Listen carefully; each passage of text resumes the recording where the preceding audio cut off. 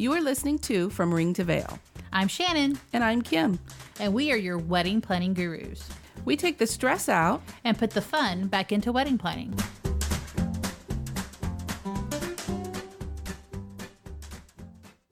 Camping wedding inspiration and baskets for your guest. Episode number 171. Please take a moment and subscribe to the show. Right there in your podcasting app, just click the subscribe button. And please share us with your friends. Do you know somebody getting married? We can help them too.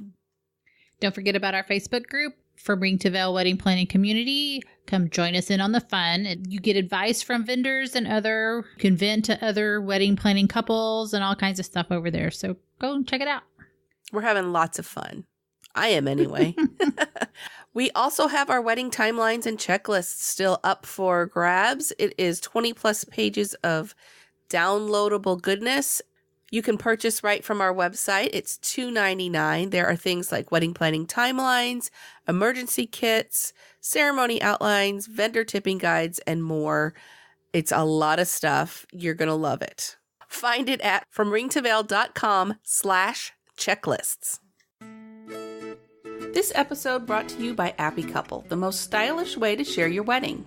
You choose your design, then tell your story. Add and edit photos of your life together from the beginning. Choose your tribe, your maids, and men. Lay out all the events and details to organize everyone easily. When, where, childcare, weather, and how to get there. Your guests can join in on the website and your very own app. From reading your stories to adding their own photos. And of course, you have veto power. They can get all the event details to the ones that they are invited to. They can also start and join conversations. They can find links to your registries.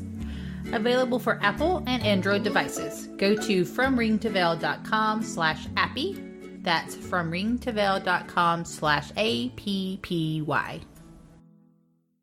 So we're doing something a little different today. We are starting out with the listener question because we can make a whole episode out of her question. So we decided to start with that. Her question, or part of her email, says, we are getting married in 2019. And I originally wanted to do a late September or early October date because we both love fall. And so do I. So awesome. But just recently I started thinking about August 31st. Which would be Labor Day weekend. The venue we want is kind of out in the middle of the woods along a river in Oregon. I bet it is freaking beautiful. And they can let us have it from Friday to Sunday. We both have a lot of family and friends, and I thought it would be fun for everyone to camp and do more of a whole celebration weekend. There's swimming, fishing, bonfires, horseback riding through the venue, and hiking. Do you think this would be a fun idea? Or would people be annoyed that a wedding is taking over for their Labor Day weekend? I know some families have traditions for this weekend. Hey, I think it would be fun. And if they don't want to come, they could just come for the wedding. And you can have the people who don't come there all weekend long. We're going to give you some suggestions. Or anybody else, some suggestions for a camping or glamping weekend. I don't think anybody would be angry about it. Do you? Well, I mean, that's what you do on Labor Day. You get together with your friends and family and eat and hang out and go camping. Yeah. And what more fun for it to end with a wedding and maybe a goodbye brunch. That's right. Because you always get to slide a brunch or a lunch in there somewhere. I would do glamping because I don't do camping. All right. So when you're planning a weekend camping trip for your wedding, you'll have a lot of things to keep up with. So make sure your guests are comfortable and they have everything that they need. Part of this, I would say, is it's going to be on them because it is a weekend full of stuff. If it's not all inclusive, they're going to have to know that they need to bring tents or however the sleeping situation is going to be. So you figure out what you're going to provide and what you're not going to provide. They need to know. Just right off the top. Renting RVs might be the best way to go. They each have their own kitchen and a little bathroom usually. I know of a friend of ours up here. That's what they did for their wedding. They had a wedding in a park, basically. that had a covered indoor space. So they just, all their family rented RVs and they hooked up there at the camp and had a fun time for the weekend. I, on the other hand, would find a place that has cabins or luxury tents, because RVs, I can't ride in an RV. It makes me sick. So, Aw. I don't know. It's the swaying and I don't know. But anyway. So I would find one that has cabins, and there's usually, most of the national parks, some of them have lots of cabins that you can rent, and then you can rent common spaces for your activities and all that stuff. There is glamping.com. They can find you a place that has luxury accommodations in tents and stuff. So that might be really, really fun. So I would check those out too. I would look for a group campground that can be reserved for the weekend. I think a lot more of the national parks are becoming aware that people are doing weddings like this. So they do have packages a lot of times for a wedding weekend. You also need to check if you're having a reception with music and whatnot and you're going to be up late. Check for local sound ordinances and alcohol ordinances. Most national parks or state parks do not allow glass containers. You might need to check that out as well. Make it a weekend full of fun with games and activities. Have things planned for your guests, but don't overschedule. That's right. And, like our listener question, she said there's swimming, fishing, bonfires, horseback ridings, hiking. Like, there's a lot of stuff to do if they want to do that. Right. But if there's not so much of that stuff, then you might want to have extra things for people to do. Yeah. Also, make an itinerary. You need to put on there the scheduled events that you need to have on there, but then you need to build in free time, like I said, because you don't want to overschedule. You want them to have some free time. You and your significant other would like some free time because you don't want to be hanging around with a group of people all the time, maybe. So just have an itinerary of what's going on and the activities that you planned. That's right. And, think of it as it's their vacation too. It's not just for your wedding, because usually when people go to the wedding, it's, for half a day. The ceremony and reception is done. This is a whole weekend, so it's kind of like a vacation for them too. So maybe they don't want to just do activity after activity. Maybe they're the sit and read by the water kind of people. Yeah. When it comes to food, like I said, if you're going to supply everything, there's going to be a lot to bring, and you're going to need help with all that, because you as the couple are not going to be manning the grill 24/7. You know what I mean? So you need to bring lots of food and delegate people to be in charge of meals and food. So maybe you're doing not potluck, but everybody's bringing food for these meals, Maybe your reception is what you supply everything for, and then everybody else just kind of, you do the community foods. Figure out what works best. Like I said, you will need to feed them all. But do have like the reception food, and you could do food trucks for it. You can have somebody come in and cater it who does outdoor events and barbecue. But as I said, they are there this whole weekend. You want to say goodbye to them if you're not leaving that night, like Saturday night after your ceremony and reception. You're still going to be there on Sunday. Have a goodbye brunch. Just something simple. It can either, it can be, Texas big breakfast taco people, Yeah. You have eggs, sausage, bacon, cheese. That's all you need. Salsa. There you go. Yeah. That's easy to make over the campfire too. So yeah. So just have something for, everybody to say goodbye, and then they can all disperse, and hugs and good lucks and all this stuff. So if there's an indoor/covered reception area where you can have your reception, you can have a cake, of course. But I think being that it's a kind of a camping vibe, you could do cupcakes, brownies, fruit tarts, something that are smaller individuals, items that people can eat easier than, with a fork and a plate and cutting the cake and all that kind of stuff. Right. But you can also have a cutting cake just for you and your hubby. That's true. Or you and your significant other. Bring warm clothes, even if you don't think you need them. Okay. When I was living in Washington, July 4th last year was 50 degrees. Yep. We were sitting outside in hoodies.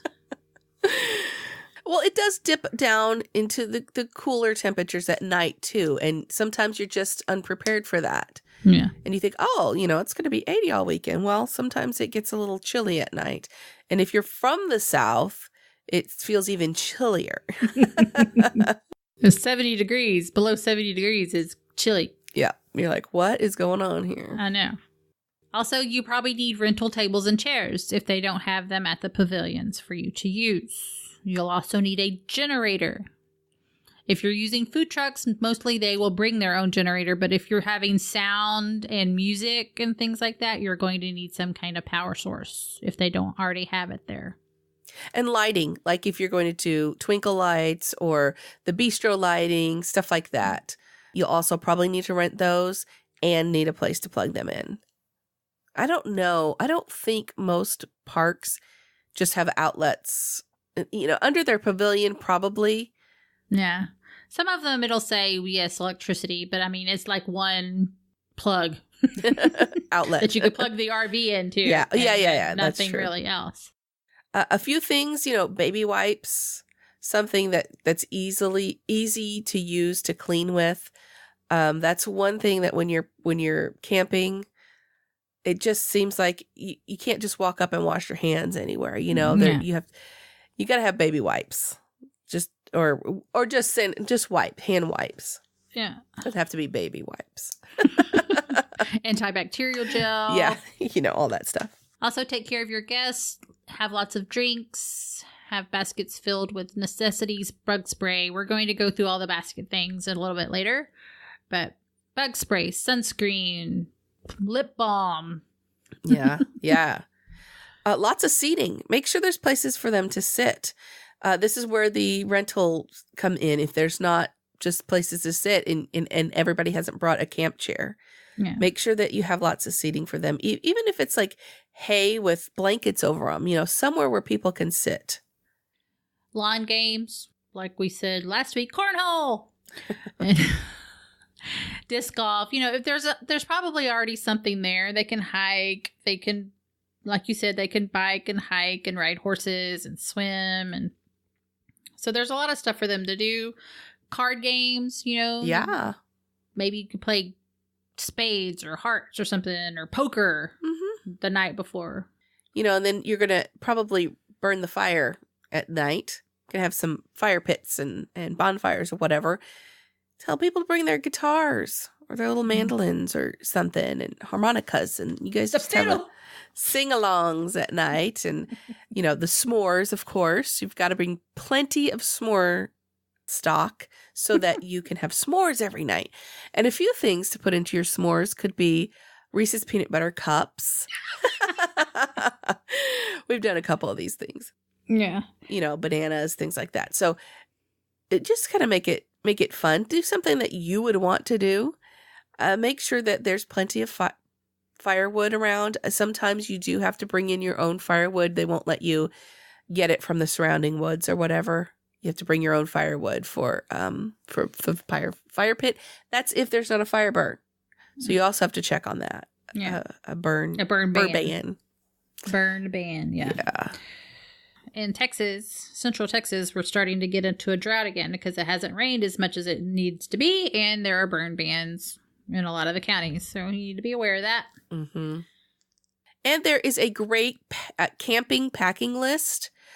We have a link to that on the show notes from ringtovale.com/171 or right there in your app. And it's from cozy.com. I used to use this all the time when I had little kids, and I use it for my shopping list and stuff. But it is on cozy.com. You can find the link on the show notes. Are you looking for a free, easy to use, and fun way to register for your wedding? Join over 500,000 couples who have used Zola. They have over 500 top brands and 50,000 gifts, experiences, and cash funds to choose from.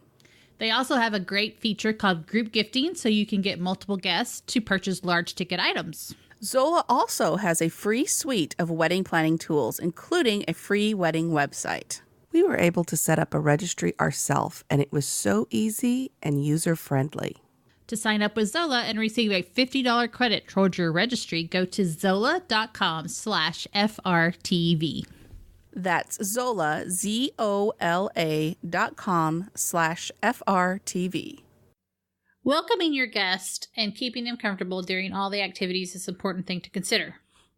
So here are a few types of baskets you may want to create for them. All right, let's start with the welcome baskets. You could start off with a cute tote, box, basket, something for your out-of-town guests to enjoy while they're there for the weekend. You can add personalized welcome notes in it. Make sure it has an itinerary card or paper with location, address, timeline of all events, and dress codes.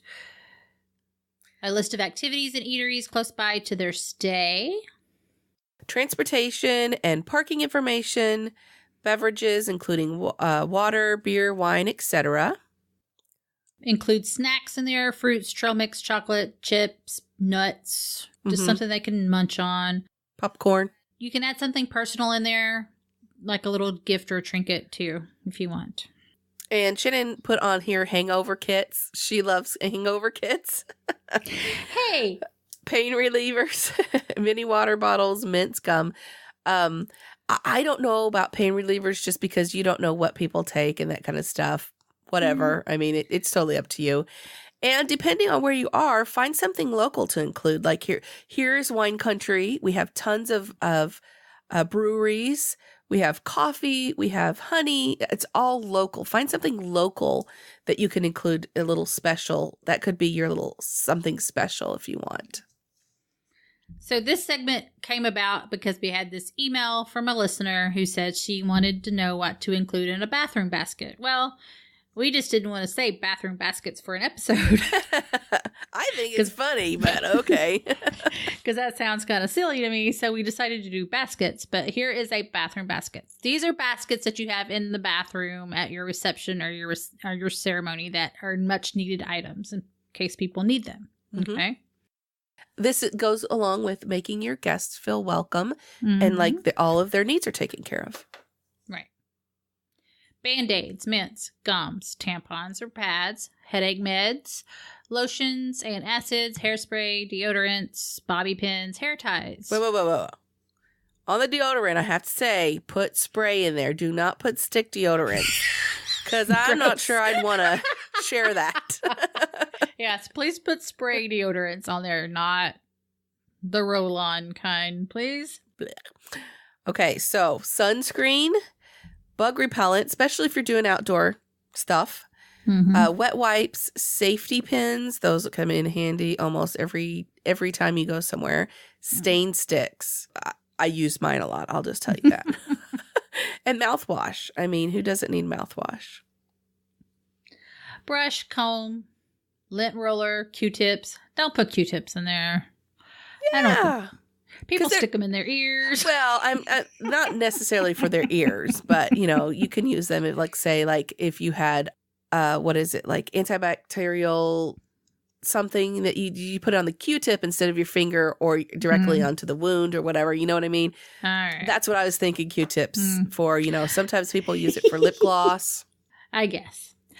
Sewing kit with scissors, lip balm, nail files, emery boards, disposable makeup applicators, static spray, and clear nail polish.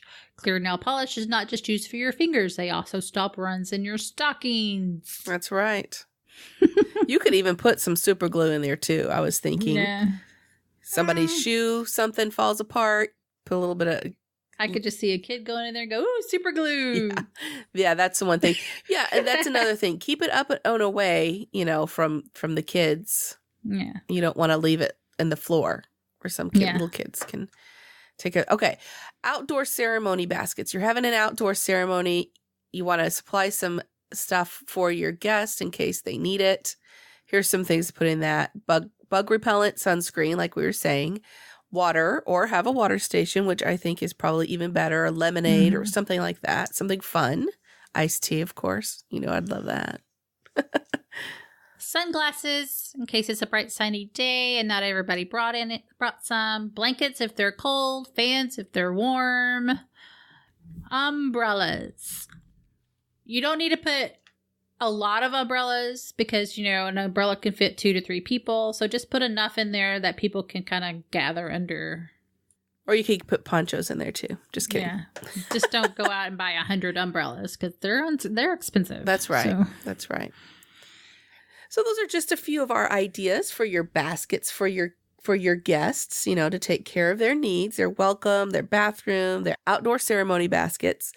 Hopefully this will help you guys plan for your upcoming weddings a little bit and help you take care of your guests. Don't forget to check out our timelines and checklist from ringtoveil.com/checklist. It's $2.99, and it's a wealth of information for your planning needs. That's right. If you are looking for some From Ring to Veil swag or some bridal t-shirts or tribe t-shirts, look at fromringtoveil.com/tea. We have a store up.